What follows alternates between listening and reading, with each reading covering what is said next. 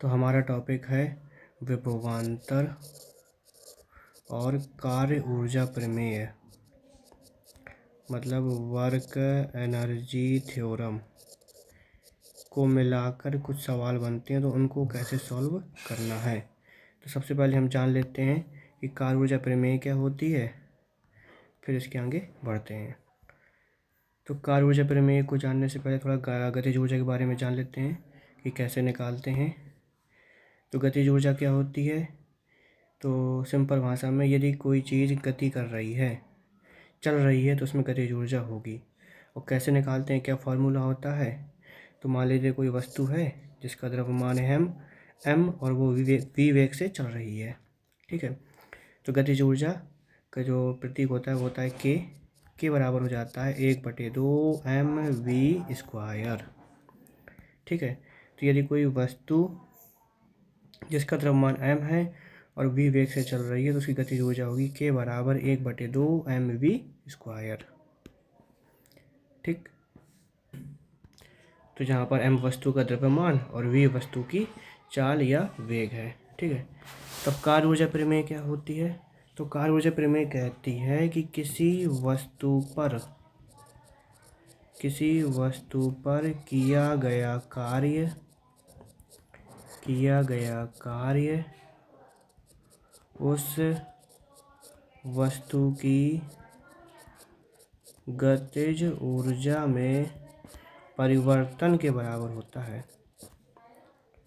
ध्यान रखना, गतिज ऊर्जा के बराबर नहीं होता है, गतिज ऊर्जा में परिवर्तन के बराबर होता है।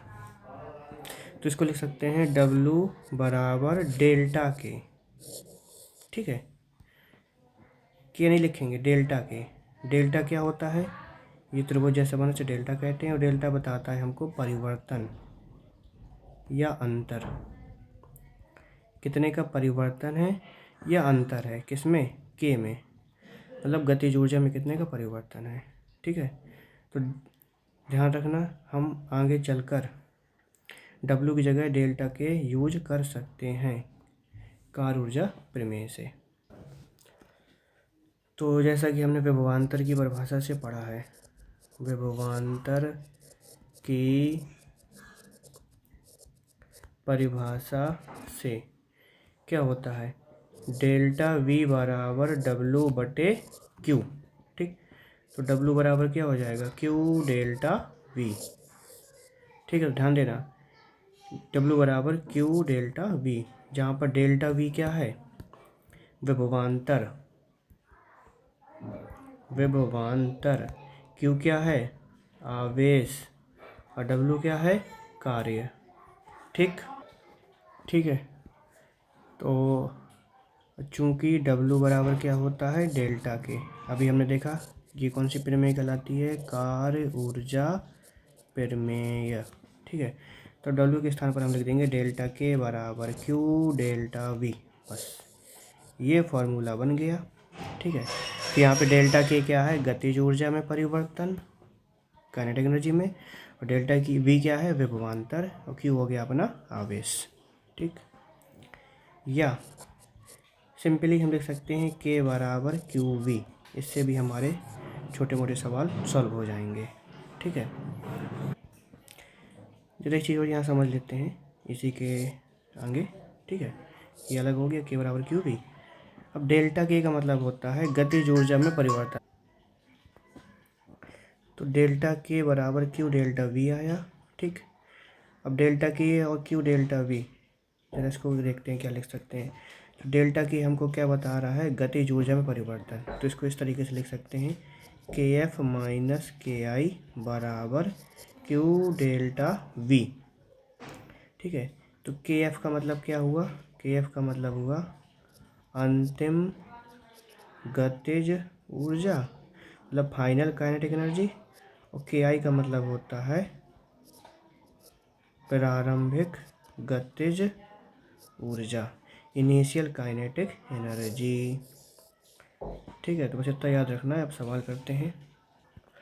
तो सवाल कह रहा है कि 8 माइक्रोकूलाम आवेश को 5 वोल्ट विभव के बिंदु से 14 वोल्ट विभव के बिंदु तक ले जाएगा, वस्तु की गतिज ऊर्जा मतलब काइनेटिक एनर्जी में परिवर्तन ज्ञात करें। तो एक बिंदु है जिसका विभव है 5 वोल्ट, दूसरा बिंदु है जिसका विभव है 14 वोल्ट। अब आवेश को यहाँ से यहाँ तक ले जाया गया है, ठीक है। तो दोनों बिंदुओं के बीच कितने का विभव अंतर है? तो देखो हमें क्या दिया है, Q बराबर दिया है 8 माइक्रो कूलम। डेल्टा V विभवांतर कैसे निकालते हैं? तो यहाँ पर विभव है 5 वोल्ट, यहाँ है 14 वोल्ट, तो कितने का अंतर है? तो हम करेंगे 14 माइनस 5 बराबर 9 वोल्ट, ठीक है। विभवांतर मीन्स विभव में अंतर, कितने का अंतर है? 5 और 14 में 9 वोल्ट का, तो विभवांतर हो गया 9 वोल्ट। तो हमें निकालना है डेल्टा के, गतिज ऊर्जा में परिवर्तन। तो पता है तुमको क्या होता है, डेल्टा के बराबर क्यू डेल्टा वी। अभी हमने यहाँ निकाला डेल्टा के बराबर क्यू डेल्टा वी, ठीक। बस क्यू का मान कितना है 8 माइक्रो मतलब 10 की पावर -6। डेल्टा वी का मान कितना है 9, तो हो जाएगा 72 गुणे 10 की पावर -6 जूल। गतिज ऊर्जा का मात्रक जूल, कोई भी ऊर्जा हो उसका मात्रक जूल। इसी तरीके से अगले सवाल में आते हैं कि एक इलेक्ट्रॉन 500 वोल्ट विभवांतर से त्वरित किया जाता है, वह कितनी चाल प्राप्त कर लेगा? तो देखिए यहाँ पर एक शब्द आया त्वरित ठीक है। तो त्वरित अंग्रेजी में कहते हैं इसको एक्सीलरेट करना, एक्सीलरेट करना, ठीक है। इसका मतलब है सिंपली कि किसी कण की, जैसे यहाँ पर कण क्या है इलेक्ट्रॉन, उसकी गति मतलब या चाल को बढ़ाना, ठीक है। और आसान भाषा में कहा जाए तो तुरंत का मतलब सीधे सीधे कहते हैं चलाया जाता है, कि एक इलेक्ट्रॉन को 500 वोल्ट विभवांतर से चलाया जाता है तो वह कितनी चाल प्राप्त कर लेगा, ठीक है। वैसे त्वरित का मतलब होता है, एक्चुअल मतलब होगा वेग में परिवर्तन। तो वेग में परिवर्तन का मतलब हुआ उस वेग को बढ़ा रहे हैं या घटा रहे हैं कुछ भी। तो इन शॉर्ट आप याद रखो चलाया जाता है, ठीक है।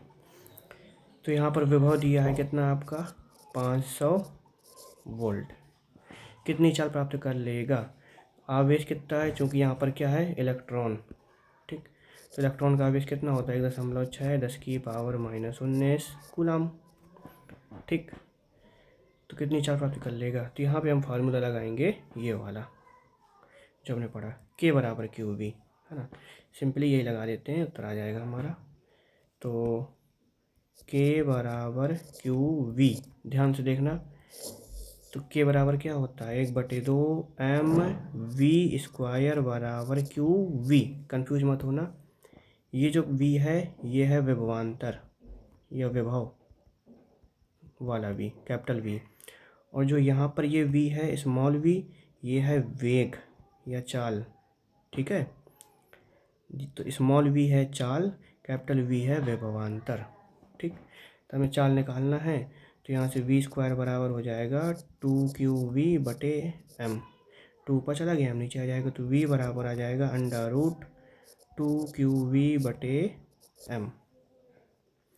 तो बस इस सवाल में क्या किया, √2 q दिया 1.6 10 की पावर -19, v दिया है 500, ठीक, बटे m। इलेक्ट्रॉन का द्रव्यमान वैसे तो 9.1 होता है, पर इस सवाल के लिए हम 9.0 ले रहे हैं, यही दिया गया है, वहाँ पर किताब में भी दिया गया है इतना लेने को। और 10 की पावर -31, क्योंकि सॉल्व आसानी से हो जाएगा। तो देखो 500 दूनी 1000, 1000 को हम लिख सकते हैं, चलो लिख देता हूँ एक बार पूरा, 1.6 10 की पावर -19 बटे 9 गुणे 10 की पावर -31। तो आगे सॉल्व कर लेते हैं इसको। तो v बराबर हो जाएगा, तो 1000 को लिख सकते हैं 10 की पावर 3, 1.6 10 की पावर -19 अपॉन 9 इंटू 10 की पावर -31। सॉल्व करेंगे तो आ जाएगा 1.6 गुणे 10 की घात 3 और 10 की घात -19 हो जाएगा 10 की पावर -16, -31 ऊपर जाएगा तो हो जाएगा +31 अपॉन 9। तो ये हो जाएगा आपका एक -16 31 को सॉल्व करेंगे तो माइनस यहाँ पे आएगा प्लस का 15, 1.6 गुणे 10 की पावर 15। इसी को लिख सकता हूँ मैं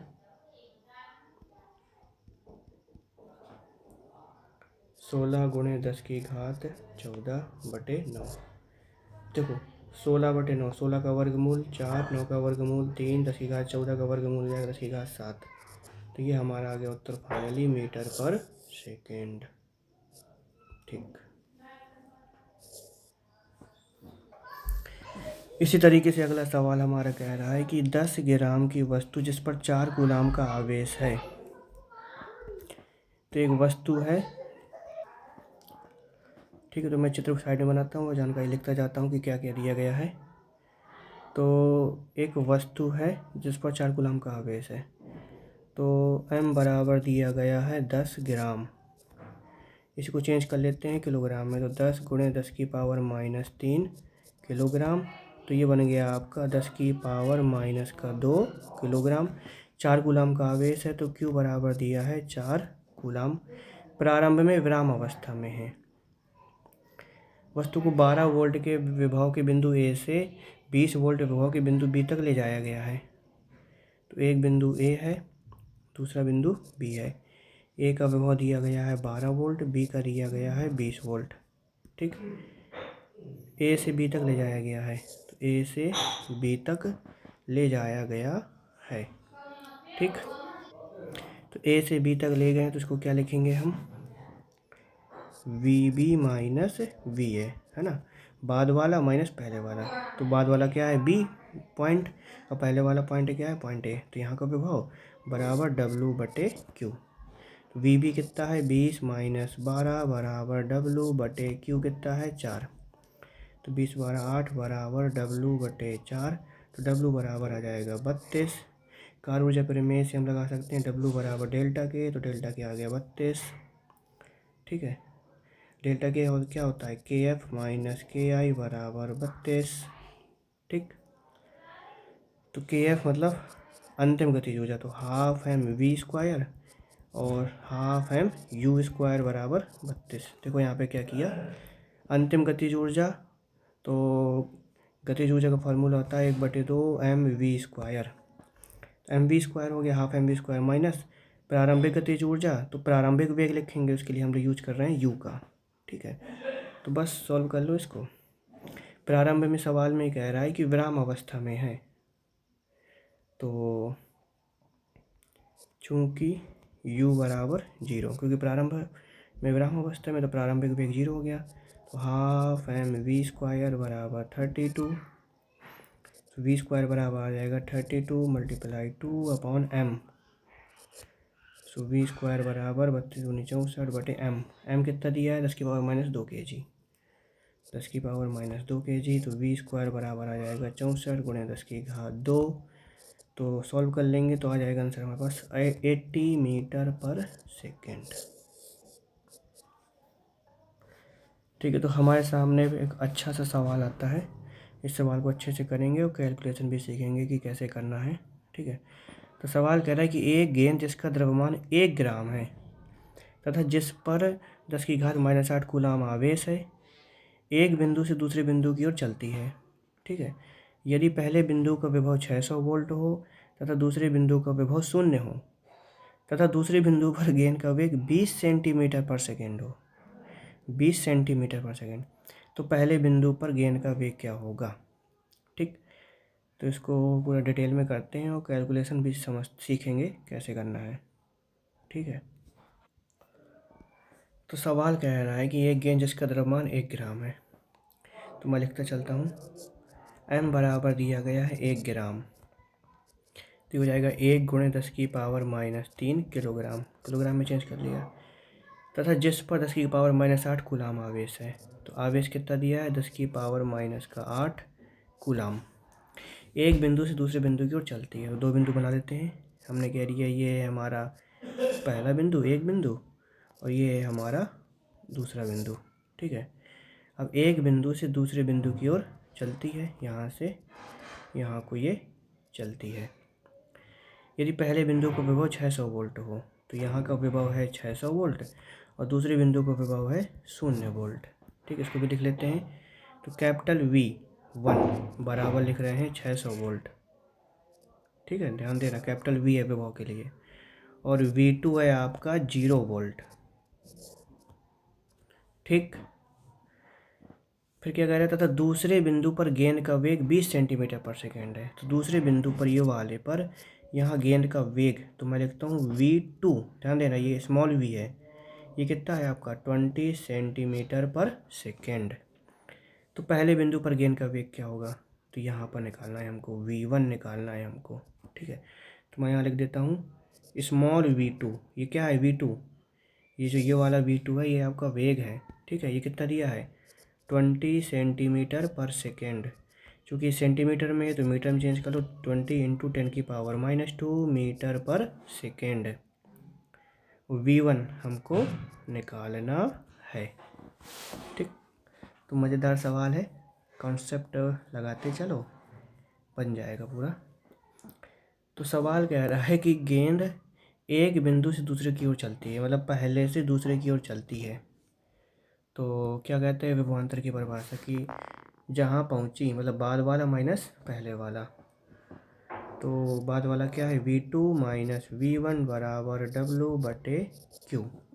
ठीक, तो यहाँ से V2 का मान कितना है 0 माइनस V1 का मान 600 बराबर W/Q का मान दिए 10⁻⁻8।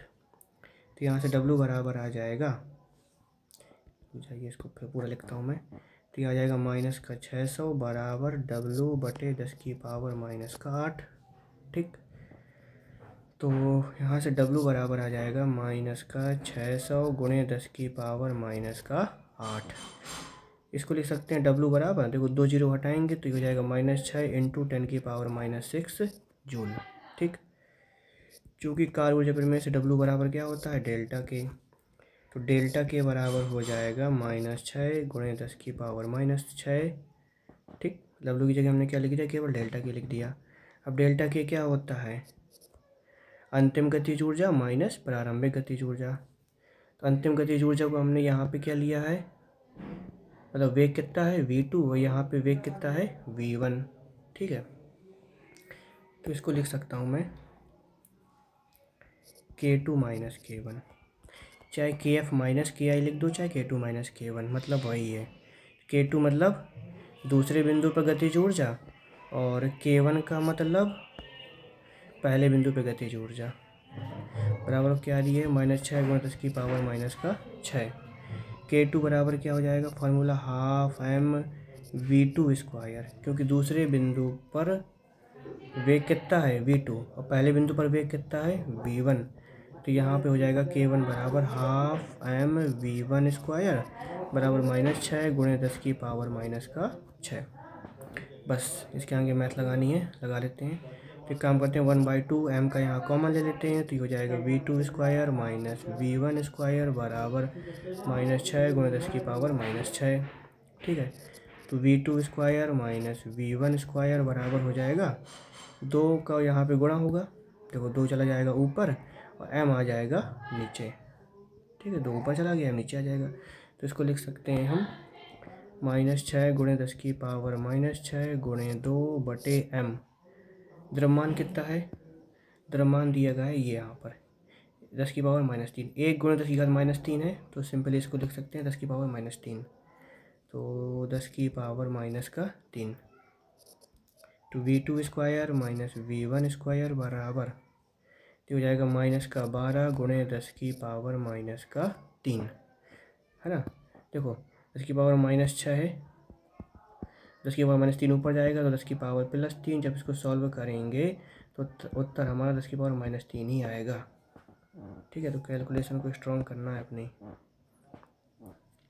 फिजिक्स में कैलकुलेशन ही है लास्ट अधिकांश सवालों में, 90% सवालों में। तो बस इसके आगे अब देखो क्या करना है, हमें निकालना क्या है V1 निकालना है, ये वाला V1। ठीक है, और V2 देखो कितना दिया है, V2 का मान दिया है 20 गुणे 10⁻⁻2। ठीक है, तो काम करते पहले लिख लेते हैं हम V2 स्क्वायर बराबर, देखो ये -12 को इस तरफ ले आओ और ये V1 वाले को यहाँ ले जाओ, तो ये -12 है तो ये हो जाएगा +12 गुणे 10⁻⁻3, और ये हो जाएगा आपका V1 स्क्वायर, ये भी माइनस का यहाँ पे आगे प्लस का हो गया, इसको लिख सकते हैं v1 स्क्वायर बराबर v2 का मान कितना दिया है 20 गुणे 10 की पावर माइनस का 2 का होल स्क्वायर प्लस 12 गुणे 10 की पावर माइनस का 3। तो v1 स्क्वायर बराबर हो जाएगा 400 गुणे 10 की पावर -4 प्लस इसको लिख सकते हैं, अभी इतने लिख देते हैं चलो, ठीक। अब देखो इनको हम ऐड नहीं कर सकते हैं क्योंकि यहाँ पर 10 की जो घात है वो अलग अलग है।